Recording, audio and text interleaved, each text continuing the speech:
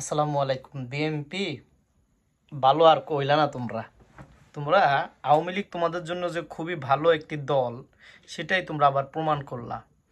দুদু মিয়া কয়দিন আগে মুইতে দেয়, দুদু মিয়া এইটা করে, দুদু মিয়া এইটা করে। দুদু মিয়া আজকে কি বললো, যদি এই সরকার যদি কি না করে, ডেট বা তারিখ যদি ডিক্লার না করে কবে নির্বাচন হবে, এটা যদি ডিক্লার না করে, তাহলে তারা দুদু মিয়া নিজেরাই কি করবে, তারিখ এবং ডেট ডিক্লেয়ার করে দিবে। আচ্ছা, আপনাকে একটা কথা আমি জিজ্ঞেস করি, দুদু মিয়া 17 বছর যে নির্বাচন করলো, ওই নির্বাচন তো ডেট টেট সব ঠিক ছিল, তো নির্বাচন করলেন না কেন?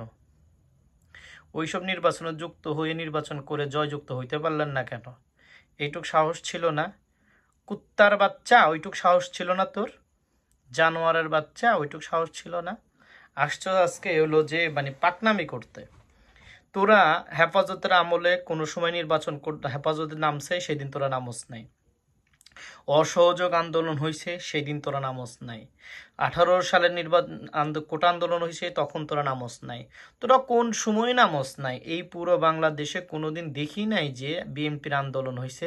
কোনো জায়গায় দেখলাম না বিএনপির আন্দোলন হয়েছে। নয়া পল্টন, আপনার নয়া পল্টন করেন, কোনোদিন আন্দোলন করতে পারলেন না। আল্লাহ বিচার করবো রে তো করে, কঠিন বিচার করব। শয়তানের বাচ্চারা, কঠিন বিচার করব। যেদিন বিচার করব সেই দিন তোরা হাতরাবি, বুঝছস? আর দুদু মুতটার জায়গা পাবি না, ওই যেখান দিয়ে মুতটা বের হয় না, সেই জায়গাতে বন্ধ হয়ে যাব। আর বেশি দেরি নাই। মানুষের বদদোয়ায়, মানুষের মনের অভিশাপে তোর ওই মুতনের জায়গা বন্ধ হয়ে যাব। তখন তোর ডায়ালিসিস লাগবে, বুঝছস? তোর dialysis very very very very nearly তোর এটা করতে হইব। আসসালামু আলাইকুম।